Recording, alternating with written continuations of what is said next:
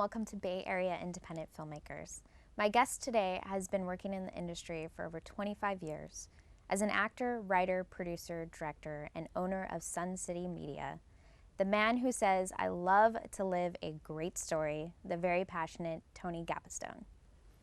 Thanks for joining me, Tony. For sure. Thanks for having me. So your quote, "I love to live a great story," what does that mean to you?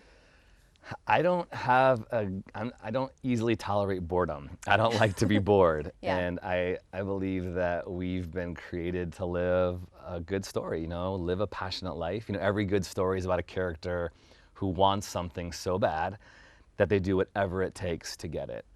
And overcoming those obstacles, that character changes, right? That's really the premise of every movie, every book. We want to find out, what does this character want? Whether it's to get their kid back because it was kidnapped, or it's to get the girl, or whatever. And so for me, I want to make sure the things that I want in life are worth telling, are worth talking about. If I'm just pursuing money or fame or whatever, that's really not living a good story. But if I want to make an impact in the world and I want to change people's lives, that's worth living. So that's what I want to be about. That's awesome. Yeah. And where are you originally from, and what got you into the industry? Yeah, I'm from Illinois originally. I was born in Chicago, lived in the suburbs forever, and I grew up in an Italian family, but we had, my family was divorced, so I lived with my mom, and I saw my dad on weekends here and there, and both my brother and I grew up in sort of the wild, crazy outdoors, the times when you could be outside till the sun went down and your mom called you back and the street light went on, that type of thing. And I just remember kind of feeling alive with imagination. I remember feeling like my creativity was what got me through hard times. And I was really drawn to acting and to the plays in school. And my first memory is the Nutcracker in 4th grade. And I remember my mom made my costume out of her robe, like she sacrificed her bathrobe so that I could have a costume. Yeah. And that marked me forever. It's like I wanted to tell stories, I wanted to act, I wanted to express myself. And I think that really also got me through life. Where exactly in Chicago did you live? My dad's from Illinois. Really? He's from Lombard. Lombard. Illinois. My brother lives in Lombard right now. Awesome. Very Shout out to my cool. brother Chris. That's Lombard. Yeah, right Yeah. on. That's awesome. That's I cool. grew up all over, like in the suburbs, but I went to school at North Park University in Chicago for my last few years there. Yeah, Okay. North Side. Very cool. Yeah. I'll be in Illinois again probably in July this year. Shout out to Illinois. And what made you move to California, and especially the Bay Area? Yeah. Besides going, to LA, where people usually go if they want to get into filmmaking. Well, it's kind of a unique story. So I thought I was going to go to Hollywood forever. In high school, it was like I'm going to go to college, or maybe not go to college, and then go right to LA. I had family in LA, but then my life sort of changed. I got this is a kind of a wild story, talking about living a good story. My family went through some more challenging times, and I ended up living in my car for about a week. And Wow. I didn't have anywhere to go, and I had some friends who loved me so much and got me involved with their church, and their pastor took me in, and I lived with this pastor who just got married a month ago. And long story short, they really influenced my life. And I actually ended up getting into theology. I got a degree in theology, Yeah. a master's in theology, and I thought, and I still am a part of a faith community, which is really important to me. I mean, Well, you are a pastor that's now, right. right? Yeah. I get to serve with a church. I oversee all the arts and the music, and part of my job is helping to tell a good story and help people understand that God isn't just irrelevant or judgmental, but God is a God of love and truth and peace. So I came out to California to be an intern with this church in Redwood City, California, and I'm still there. I met my wife there. Awesome. But through this church, I never thought I was going to come back around. There was a woman who was a nanny for a kid actress. And she said, my kid that I nanny for is a part of an agency, and they're looking for adults. You should totally submit. And I thought, I don't know if that's going to be my future anymore. She kept bugging me. I submitted. Long story short, I got an agent. I've been with MDT for a long time in San Francisco. They're a good one. They're great, Yeah. and I had a lot of fun on sets and commercials and print work, and that sort of propelled me to go, I want to do more. That's awesome. That's an amazing story. Yeah. It's just kind of like you were just there and it just kind of all formulated and happened, and now you're married and you have 2 kids. 3 kids, 3 kids. 3 daughters. Wow. Yeesh. Awesome. Yeah. Been growing up fast? Too fast and sometimes not fast enough, you know? It's like, wow, like talk about a good story. Like they give me so much fodder for my storytelling, and they're always probably gonna be in my movies. My daughter was in my first film, my next one I'm working in, my other daughter's in, so yeah, it's fun. Very cool. And what do you think is harder in this industry, to get started or to keep going? I think it's hard for both. I mean, Yeah. it's hard to start. It's hard to get your foot in. I mean, it's kind of like you can't get a job unless you have a resume, and you can't build your resume unless you get a job, right? So you have to have a really thick skin to get in this industry. You have to be willing to tolerate lots and lots and lots of rejection. And then when you start getting jobs, either booking them as an actor and talent, or you start writing your own stuff, then you have to deal with rejection on that side and people giving their opinions and wanting to change. So it is not for the faint of heart.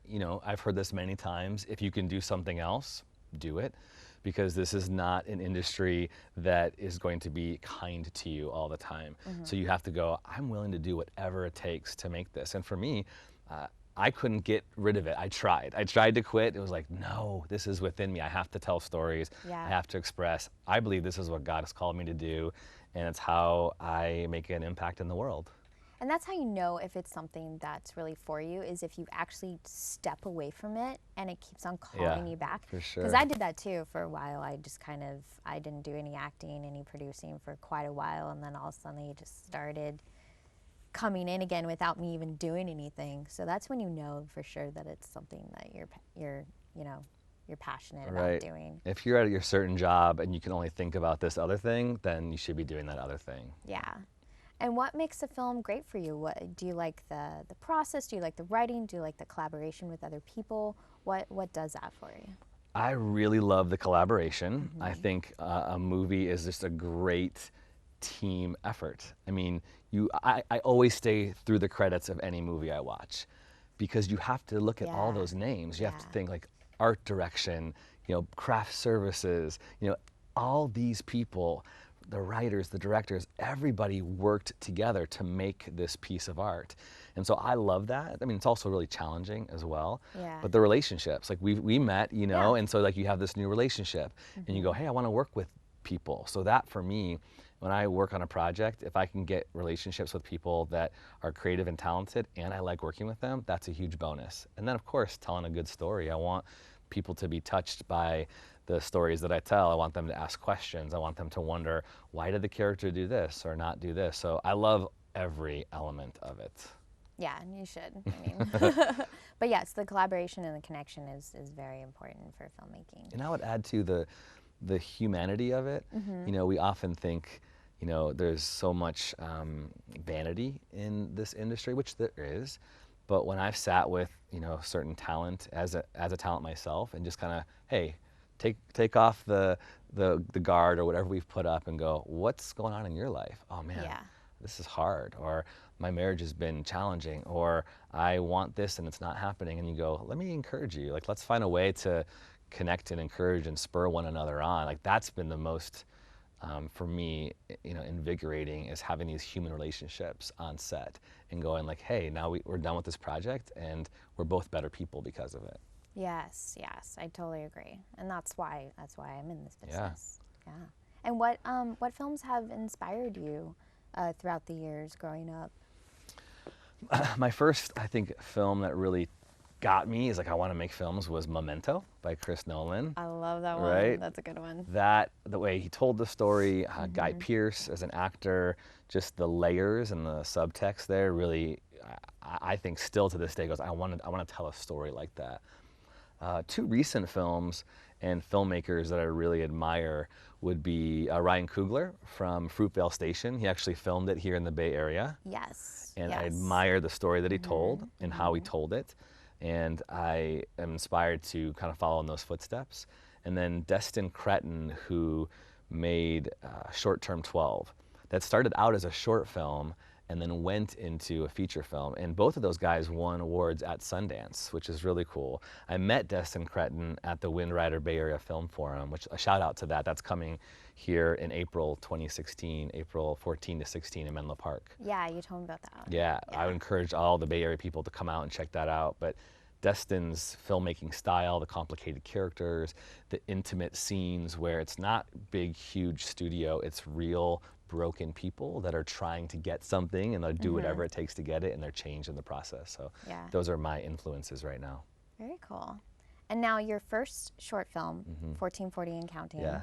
I see it's doing very well in the film festivals. It's been fun. What inspired you to make that piece?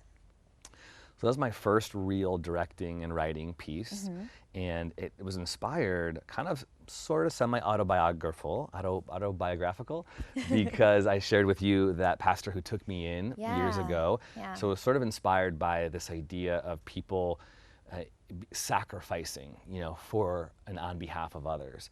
So I kind of married that with this connection I had with a local school in Redwood City. I worked with a teacher who really was passionate about her students, and she was passionate about these students because statistically, she told me many of them, unfortunately, wouldn't maybe make high school. You know, their parents have been challenged with gangs and deportation, but this teacher was so passionate and so in love with her kids that she said, I'm going to do whatever I can to impact them.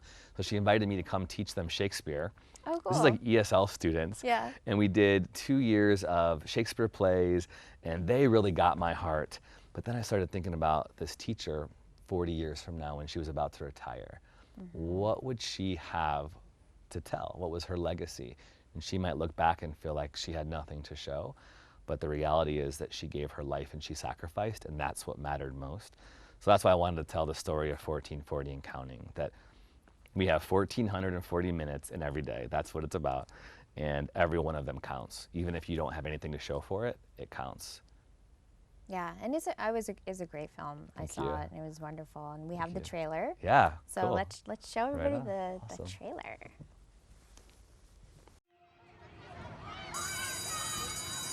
One more day, Deb. 43 years, right? Who can possibly fill your shoes? I'm done counting days, Patty. I'm counting minutes now, and it's 1,440 left. I served my time for what I did. This time it's not my fault. I didn't know what Primo was gonna do. I'm not going back to jail.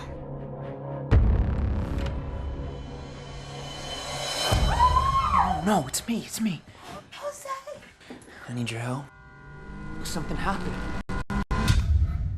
You gotta do this, please. We don't got nobody else.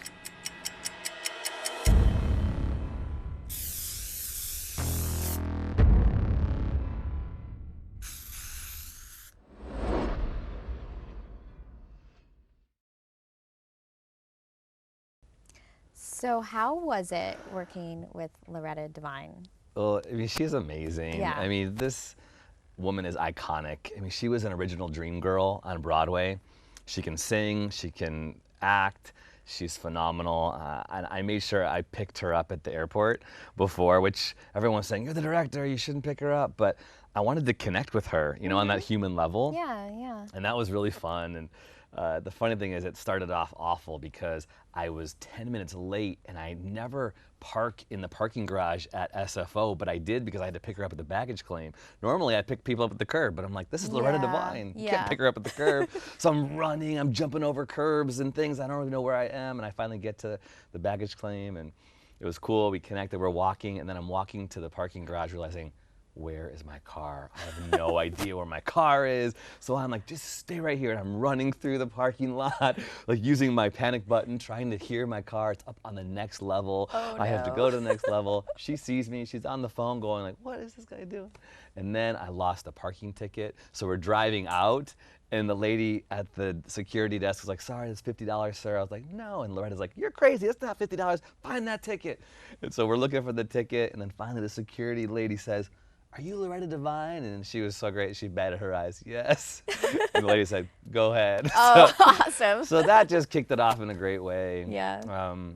we're working, she's gonna sing a song for the soundtrack on my next film. Nice. So working with her on 1440 and Counting was the best I could have ever have offered. She challenged me. She would look at me and say like, what do you want me to do? You know, I'm a professional here. You know, you don't have to be uber director here. Just tell it like it is. And I appreciated that. And so we're still connected. We went to New York for a screening with HBO and BET, and she had another film there. And she was so Nice. gracious to fly out a day early for that screening. And so she's been great. I really attribute, you know, we told a good story, but she made it a great story. Yeah, and did you originally have Loretta Divine in mind for this role? How did that all happen? Thanks for asking that. I Yeah. actually had someone like her. I was like, what a dream it would be to have her. And then my friend, this is a huge shout out to my friend Josiah Akinyele, who is an agent in LA. We were a part of a Bible study group in LA, and he said, hey, when you raise your money, I'd love to help you cast your film. And I didn't, he was just a person, a human being, a friend of mine. Yeah. I had no idea who he was in that world.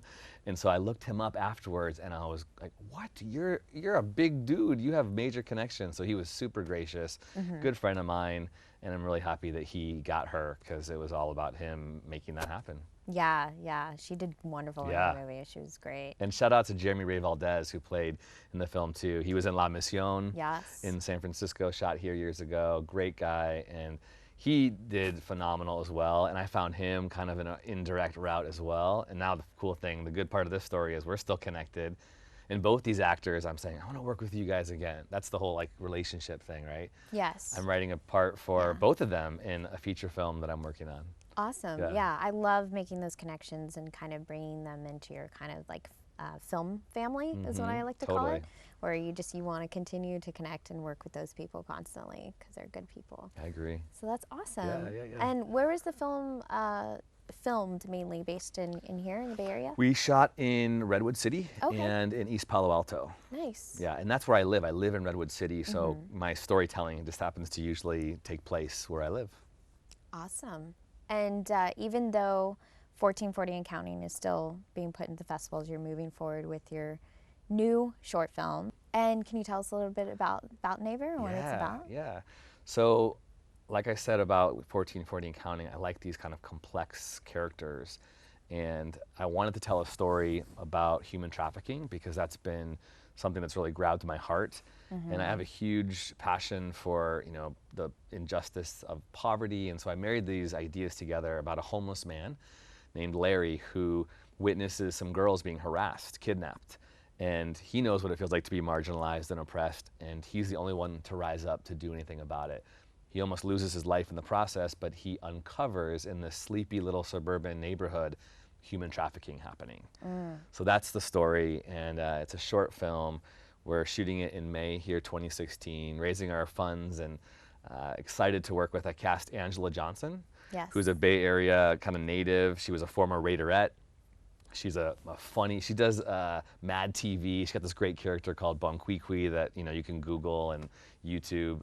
She's all over the place. She's playing a more dramatic role for my film, but I'm excited, really excited about it. And you also have another, you casted the lead actor too, Yeah, right? yeah. His name is Bruce Beatty. Okay. And this is the weirdest thing. I'm watching Straight Outta Compton, and I start to watch the film, and immediately I feel like God tells me, you're gonna find your actor in this movie. I'm like, all right. Within the first 5 minutes, I see Bruce. He plays Ice Cube's dad Oh, in the film. awesome. And I was like, this guy is it. I looked him up, connected, boom, boom, boom, and he's in the film. That's amazing. Yeah, That is yeah. so cool. And now you're a collaborator type of guy, and you actually run a group called Creative Crew in Redwood City, which I've been to, and it's awesome because it's not just filmmakers. It's anybody that's creative. It's artists. It's poetry. Yep. It's music. Now, what inspired you to start that group? You know how we were talking about being an artist and Yeah. being familiar with rejection, and years ago I was just kind of feeling that frustration of, gosh, you know, I've been on so many auditions, or I'm trying so hard, nothing's happening. And a friend of mine just said, why don't you just start making your own stuff? Just start writing, just do it. And he said, you know a lot of people you've worked on sets, and all of a sudden the idea came for Creative Crew. What if we had a monthly meetup for collaborators to come together, to share their work, to inspire each other, but then also to hopefully find ways to work together.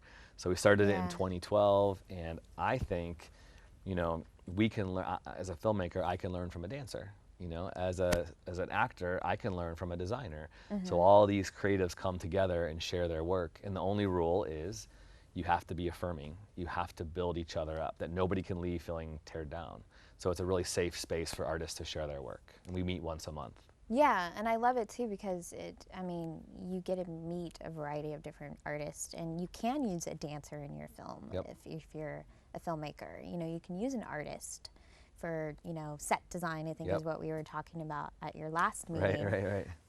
You know, so it does bring a better community together in that sense, which is really, really cool. Yeah, thanks for coming. It was So great to yeah, have you. yeah, I'm gonna try to come every Yeah. month, so Okay, cool. I can. Cool. And where can people go to follow you, follow your films, follow Creative Crew, get involved with Creative Crew? Yeah, well, find me online. My website is TonyGap, TonyGap.com.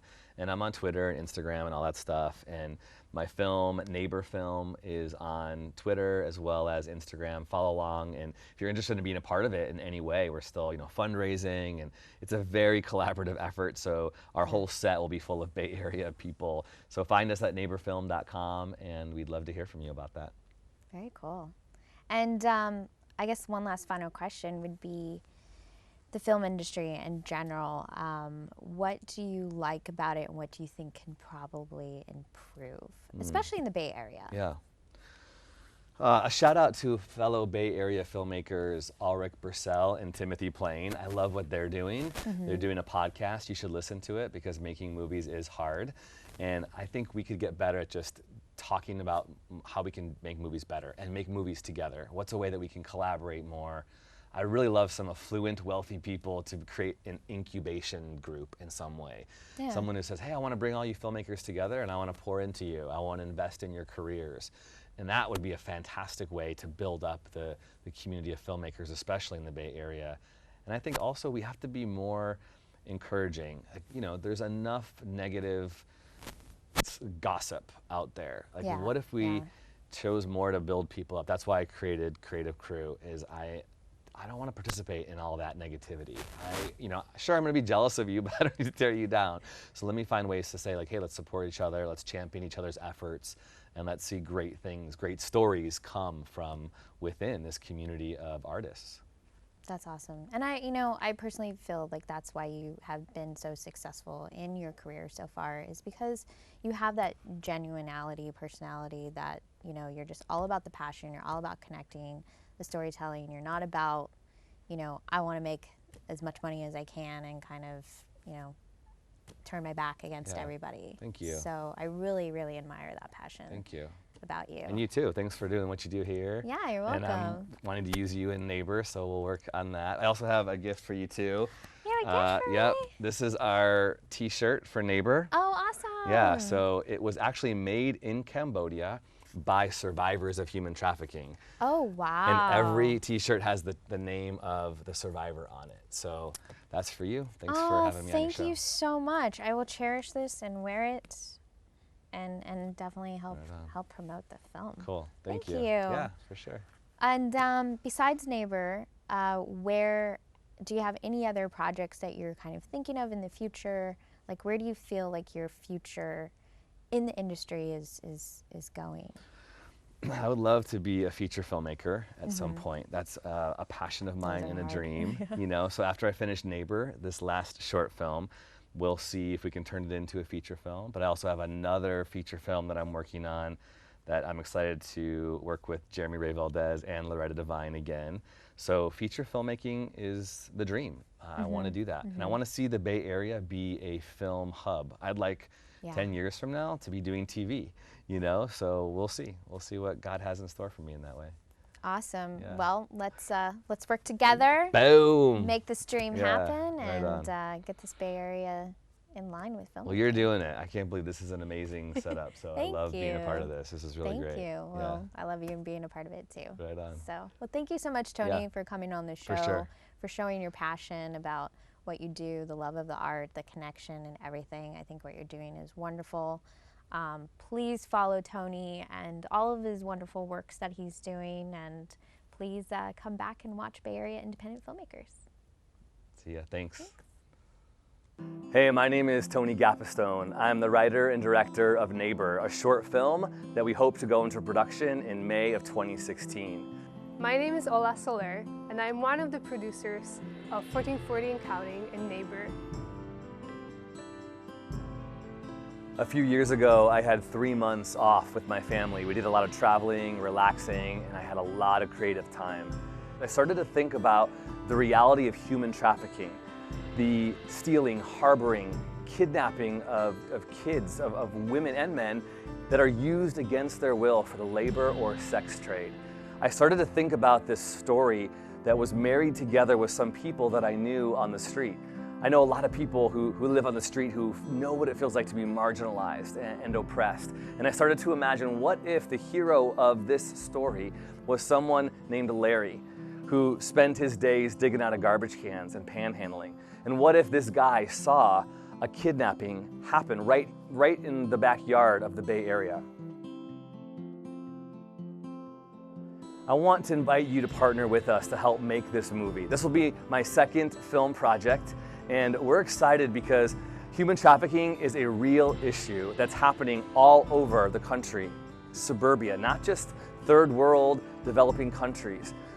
In 2016, the Super Bowl will happen in Santa Clara, California, and we're told that's the largest human trafficking event in our nation.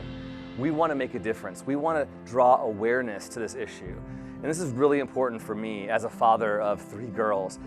I don't know what else to do besides tell a story, to make a film so that we can put it in the hands of people, so that we can screen it at film festivals and use it in partnership with organizations like Not for Sale and Bay Area Anti-Trafficking Coalition and other organizations like 3 Strands that were birthed out of real life situations where a teenager is kidnapped right from a grocery store in Sacramento and sold on Craigslist. We want to draw attention to these issues through our film. So help us spread the word. We want to raise all of our funds by December 31st, 2015. Last year, we raised $40,000 with 162 people. That was just amazing. We did it in a month. This year, we decided to do different ways of fundraising. And so far, we have $7,000 with only 15 people. We can do this. We are doing dinner parties, private dinner parties. We are reaching out to nonprofits and different businesses, but we're also doing crowd rise. So if you partner with us, if you give $1, $10, $25, $500, $1,000, $10,000, every donation is tax deductible. You can really simply give online, or in addition to that, you can actually become a team member and you can raise funds on your own and then bring that back to the bigger goal and contribute in that way. And you can learn more information if you just go to our website. Thank you so much for considering this partnership. We will be so grateful to you, and also the organizations we're partnering with will give a hearty thank you for making this project possible. And we can't wait to tell you who the actors are that we're inviting to take part. It's going to be awesome.